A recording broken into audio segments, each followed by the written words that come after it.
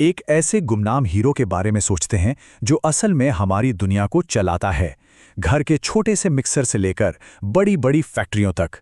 जी हाँ, हम बात कर रहे हैं इंडक्शन मोटर की। जरा सोचिए, पानी के पंप से लेकर इलेक्ट्रिक गाड़ियों तक ये मोटरें हर जगह हैं। और ये कितनी कुशलता से काम करती हैं, इसका सीधा असर हमारे बिजली के बिल और यहाँ तक कि पर्यावरण पर भी पड़ता है। देखिए, यहीं पर एक बहुत ही दिलचस्प समस्या सामने आती है। किसी मोटर की एफिशिएंसी कोई एक फिक्स नंबर नहीं होती। जैसे जैसे उस पर लोड यानी बोझ बढ़ता या घटता है, उसकी एफिशिएंसी भी बदलती रहती है। तो फिर सवाल ये है कि इसे सही सही मापा कैसे जाए। ये तो लगभग नामुमकिन सा लगता है। तो इसका क्या तरीका है? क्या हमें मोटर को हर मुमकिन लोड पर जैसे 10%, 20%, 50% चलाकर टेस्ट करना होगा? अरे ऐसा करने में तो हफ्ते लग जाएंगे। ये तरीका तो बिल्कुल भी प्रैक्टिकल नहीं है। और यहीं पे इंजीनियरिंग का कमाल दिखता है। जवाब है नहीं, हमें ऐसा कुछ करने की जरूरत नहीं है। इंजीनियर्स के पास एक बहुत ही स्मार्ट शॉर्टकट है। सिर्फ 2 आसान लेकिन एक्सट्रीम टेस्ट करके मोटर के पूरे परफॉर्मेंस को समझ लेना। ये बिल्कुल डिवाइड एंड रूल वाली स्ट्रैटेजी है। इसका असली राज ये समझने में है कि एक मोटर ऊर्जा को किन अलग अलग तरीकों से बर्बाद करती है, जिन्हें हम तकनीकी भाषा में लॉसेस कहते हैं। असल में मोटर में मोटे तौर पर 2 ही तरह के एनर्जी लॉस होते हैं, और यही सिद्धांत इस 2 टेस्ट वाले समाधान की नींव है। अब इस स्लाइड पर जो तुलना की गई है वो इसे समझने का सबसे आसान तरीका है। स्थिर हानियों को दुकान का किराया समझिए। चाहे दुकान में ग्राहक आए या ना आए, किराया तो देना ही पड़ेगा। ठीक वैसे ही मोटर पर चाहे कोई लोड हो या ना हो, ये हानियां तो होती ही रहेंगी। वहीं दूसरी तरफ हैं परिवर्तनशील हानियां, जो बेचे गए माल की लागत की तरह हैं। मतलब जितना ज्यादा माल बिकेगा उतनी ज्यादा लागत आएगी। ठीक है, तो चलिए अब इसमें थोड़ा और गहराई से उतरते हैं। अब हम उन 2 स्मार्ट टेस्ट को समझेंगे जिनमें से हर एक को एक खास तरह के लॉस को अलग करके मापने के लिए ही डिजाइन किया गया है।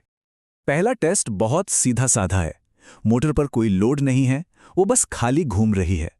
तो सवाल ये है कि वो जो भी बिजली खींच रही है वो जा कहाँ रही है? वो सारी की सारी बिजली उन स्थिर हानियों को पूरा करने में जा रही है, यानी मोटर का फिक्स्ड किराया चुकाने में। बस एक टेस्ट से हमें मोटर के चलने का न्यूनतम खर्चा पता चल गया। तो नो लोड टेस्ट से हमें मोटर का स्थिर किराया तो पता चल गया, लेकिन असली कहानी तो तब शुरू होती है जब मोटर पर लोड पड़ता है, जब वो सच में कोई काम करती है। तो चलिए अब दूसरे पड़ाव पर चलते हैं और देखते हैं कि ये कैसे पता किया जाता है। हाँ, ये सवाल मन में आना बिल्कुल जायज़ है। मतलब मोटर को जाम करके उसमें करंट दौड़ाना, ये तो मोटर को जलाने का पक्का तरीका लगता है। और ये सवाल बिल्कुल सही है। और यहीं इस टेस्ट की सबसे बड़ी चालाकी छिपी है। हम मोटर को पूरा वोल्टेज देते ही नहीं, हम वोल्टेज को लगभग 0 से धीरे धीरे तब तक बढ़ाते हैं जब तक मोटर में उतना ही करंट न बहने लगे जितना फुल लोड पर बहता है। और ये आमतौर पर नॉर्मल वोल्टेज का सिर्फ 10 से 15% ही होता है। तो यहां हमारा मकसद मोटर को घुमाना है ही नहीं, बल्कि उसे बिना घुमाए फुल लोड करंट की स्थिति पैदा करना है। अब क्योंकि रोटर घूम नहीं रहा और आयरन लॉस भी ना के बराबर हैं, तो सवाल यह है कि दी गई सारी बिजली जा कहां रही है? वो पूरी की पूरी वाइंडिंग के अंदर गर्मी में बदल रही है, यानी कि हमारी माल की लागत वाली हानि। तो अब हमारे पास 2 कमाल के आंकड़े हैं। नो लोड टेस्ट से हमें मोटर का स्थिर किराया मिल गया, और ब्लॉक्ड रोटर टेस्ट से हमें फुल लोड पर माल की लागत का पता चल गया। अब इन दोनों सिरों को जोड़कर मोटर की किसी भी लोड पर क्षमता की पूरी तस्वीर बनाना मुमकिन है। इन्हीं दोनों टेस्ट के डेटा का इस्तेमाल करके इंजीनियर्स मोटर का एक पूरा इलेक्ट्रिकल मॉडल बनाते हैं, जिसे इक्विवेलेंट सर्किट कहते हैं। एक बार ये मॉडल बन गया तो फिर किसी भी लोड पर मोटर कैसा बर्ताव करेगी, ये सब कुछ कंप्यूटर पर ही सिमुलेट किया जा सकता है, बिना असल में टेस्ट किए।